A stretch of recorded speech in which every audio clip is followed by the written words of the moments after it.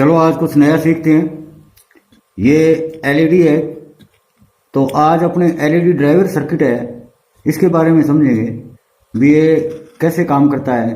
कई बार अपनी लाइट यहाँ ज़्यादा हो जाए तो भी अपनी एलईडी सुरक्षित जलती रहती है, और अगर यहाँ लाइट कम भी हो जाती है इनपुट के अंदर फिर भी एलईडी अपनी सही जलती है। और कई बार क्या है, अपने यहाँ शॉर्ट सर्किट कर देते हैं। एक एसएमडी एलईडी अगर फ्यूज हो जाती है तो अपने शॉर्ट कर देते हैं उसको। शॉर्ट करने के बाद में भी इसमें क्या कोई दिक्कत आती है कि नहीं आती है, और ये कैसे काम करता है, इसके बारे में पूरी डिटेल से आज मैं बताऊंगा। और मैं ये पूरे आपको कंपोनेंट के बारे में नहीं बताऊंगा। मेन चीज़ इसमें जो दो होती है, एक तो आपको ये ट्रांसफार्मर जैसा लग रहा है, ये एक कॉइल है, ट्रांसफार्मर नहीं है। और दूसरा एक इसमें आईसी लगी होती है। इन दोनों का ही खेल होता है सारा कुछ। इन दोनों की पूरी डिटेल बताऊंगा अब, ये दोनों कैसे काम करते हैं और इनके ऊपर ये कैसे चलता है। तो पहले अपने इसके सर्किट डायग्राम में, मैं सारा नहीं बनाऊंगा, थोड़ा आपको समझाने के लिए मैं एक सर्किट डायग्राम पहले से बना रखा है, मैं आपको दिखाता हूँ। ये इसका सर्किट डायग्राम है। ये ब्रिज रेक्टिफायर है, जैसे इसमें ये ब्रिज रेक्टिफायर आगे लगा हुआ है, और उसके बाद ये स्मूथ करने के लिए एक नॉन पोलर कैपेसिटर लगा होता है, जो ये कैपेसिटर लगा हुआ है इस साइड में, ये कैपेसिटर। और इसके बाद में ये आईसी लगी हुई है।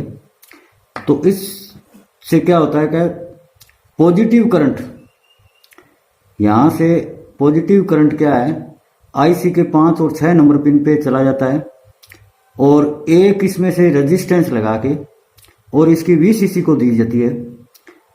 और ग्राउंड जो है, ये नेगेटिव ग्राउंड, ये सीधा एलईडी के पास चला जाता है। ग्राउंड से एक रेजिस्टेंस लगा के एक अपने आईसी के ग्राउंड को पिन कर दिया जाता है, और इन दोनों के बीच में, वीसीसी और ग्राउंड के बीच में, एक छोटा कैपेसिटर लगा होता है, जो ये वाला कैपेसिटर है, छोटे वाला दिखा देता हूँ। ये छोटे वाला कैपेसिटर है, ये कैपेसिटर होता है। और जो बड़े वाला कैपेसिटर है, ये सबसे आगे यहाँ लगा हुआ है, ये कैपेसिटर है। और यहाँ एक डायोड लगी होती है, जो अपना ये कॉइल है, कॉइल के जस्ट साथ में एक ये डायोड लगी होती है।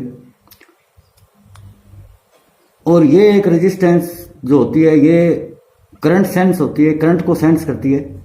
और ये हमारा इंडक्टर कॉइल है, ये जो कॉइल मैं आपको बताई है, ये वो कॉइल है। तो ये काम कैसे करती है, अब मैं आपको इसके बारे में पूरा बताता हूँ। वीडियो थोड़ा ध्यान से देखना। जब यहां से एसी इनपुट होगी तो यहाँ रेक्टिफायर से डीसी पल्सेटिंग डीसी मिलेगी, और ये कैपेसिटर स्मूथ करके अपने को आगे आईसी के 5-6 नंबर पिन पे आएगी।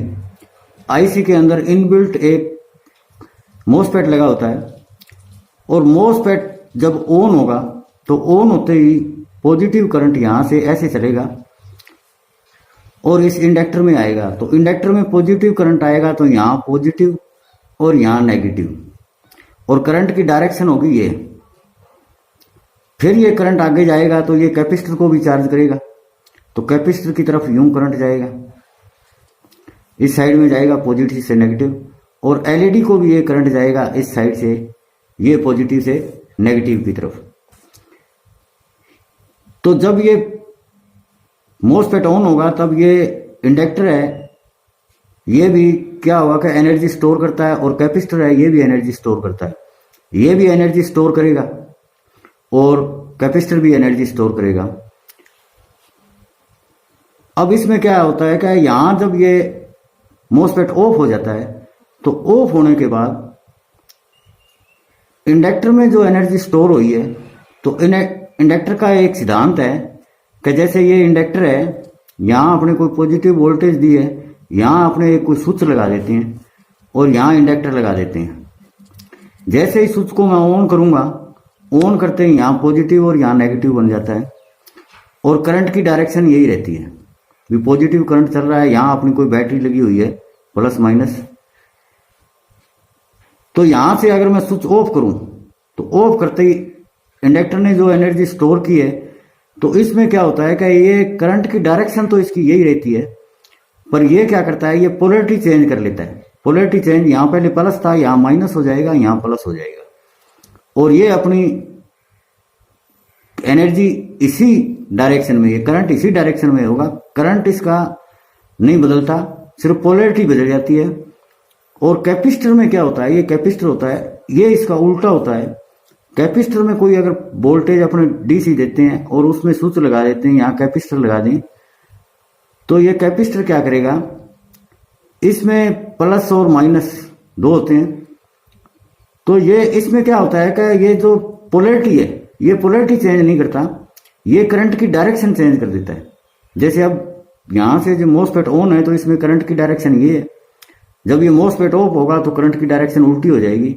तो पहले इसमें करंट की डायरेक्शन ये थी, और जब ये स्विच ऑफ होगा तो ऑफ होते ही क्या होगा कि ये इसकी डायरेक्शन चेंज हो जाएगी, इसकी पोलैरिटी चेंज नहीं होती, करंट की डायरेक्शन चेंज हो जाती है।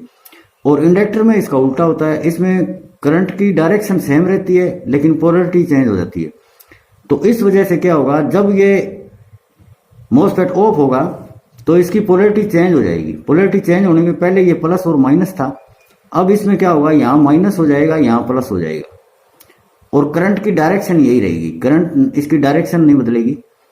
दूसरा क्या हुआ कि जब कैपेसिटर यहां से जब मोसफेट ऑफ हुआ तो कैपेसिटर में क्या होगा, पोलैरिटी चेंज नहीं होगी, करंट की डायरेक्शन चेंज हो जाएगी, करंट किस साइड में आने लग जाएगा, करंट इस साइड में आने लग जाएगा।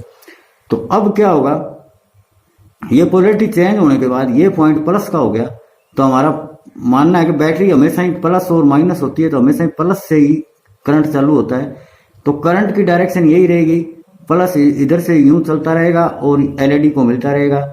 और साथ में ये कैपेसिटर की जो करंट की डायरेक्शन है यही ऊपर की तरफ है, तो यहाँ प्लस है तो यहाँ से प्लस, इस एलईडी करंट का डायरेक्शन इसी रहेगा और एलईडी अपनी जलती रहेगी। तो ये करंट इधर से यूं जाएगा और इस डायोड से होके यूं वापस आ जाएगा, ऐसे ये अपना सर्किल पूरा करता रहेगा। और कैपेसिटर भी की वोल्टेज भी इधर से ही आती रहेगी और अपनी एलईडी ये जलती रहेगी। एलईडी ये मोसफेट ऑफ होगा तो भी जलेगी और ऑन होगा तो भी जलेगी, एलईडी में कोई फर्क नहीं आएगा। और फिर मोसफेट दोबारा ऑन होगा, फिर वही प्रक्रिया दोबारा यही चालू हो जाएगी, ये बार बार यूं चेंज होता रहता है। तो इसमें क्या है, स्विचिंग होती है। और दूसरा इसमें इंडक्टर एक काम और करता है, जब इसमें एसी कोई अप्लाई करते हैं तो ये रेजिस्टेंस का काम करता है। तो वो रेजिस्टेंस का काम कैसे करता है, अब वो आपको समझ में आएगी भी यहाँ अगर वोल्टेज ज्यादा हो जाती है तो फिर भी एलईडी को उतनी वोल्टेज मिलती है, यहाँ वोल्टेज कम हो जाती है तो भी एलईडी को उतनी वोल्टेज मिलती है, एलईडी की वोल्टेज कम नहीं होती। ये इस इंडक्टर का काम होता है। इंडक्टर क्या, रेजिस्टेंस कैसे, ये वेरिएबल, जैसे अपने आर होता है, आर रेजिस्टेंस होती है, उसके बराबर ही होता है एक्सएल। और रिएक्टिव इंडक्टेंस है इस इंडक्टर का, ये दोनों सेम होते हैं, इसी को ही आर कहते हैं।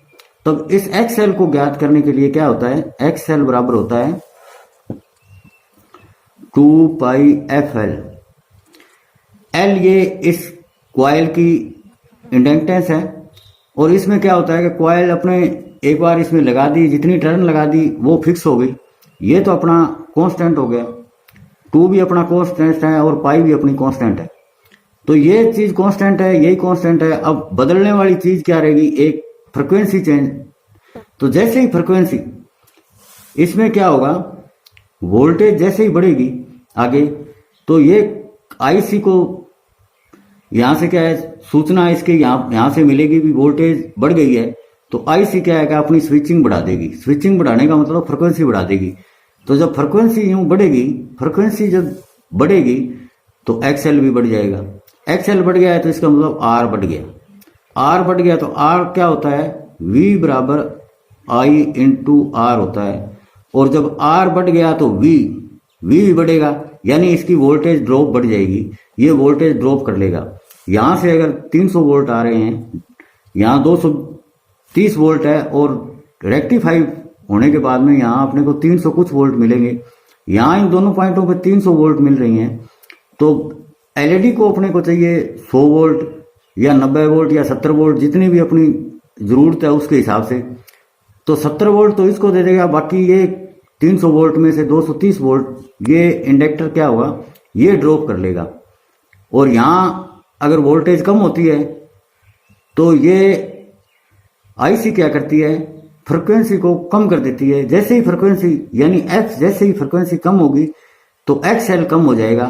एक्सएल कम हो गया तो इसका मतलब आर अपना कम हो गया। जैसे ही आर कम होगा तो वी ड्रॉप जो है, वोल्टेज ड्रॉप है, वो भी इसका कम हो जाएगा। और वोल्टेज ड्रॉप कम हो जाएगा तो एलईडी को उतना ही वोल्टेज मिलता रहेगा। अगर अपने एलईडी को यहाँ से एक को शॉर्ट कर देते हैं, ये फ्यूज होने के बाद इसको यूँ डायरेक्ट शॉर्ट कर दिया, शॉर्ट करने के बाद में फिर भी अपना क्या है कि ये इंडक्टर है, आगे की वोल्टेज पूरी सेंस ये आईसी करती रहती है। तो ये इसको आईसी को पता लगा तो आईसी क्या है, अपनी फ्रिक्वेंसी चेंज कर देती है। फ्रिक्वेंसी चेंज होने के कारण यहाँ की वोल्टेज जो यहाँ जो एक एलईडी का जो वोल्टेज ड्रॉप था वो ये इंडक्टर ले लेगा। ये वेरिएबल रेजिस्टेंस की तरह काम करता है। ये जानकारी आपको कैसे लगी, अच्छी लगी तो लाइक करना, शेयर करना, सब्सक्राइब करना। धन्यवाद।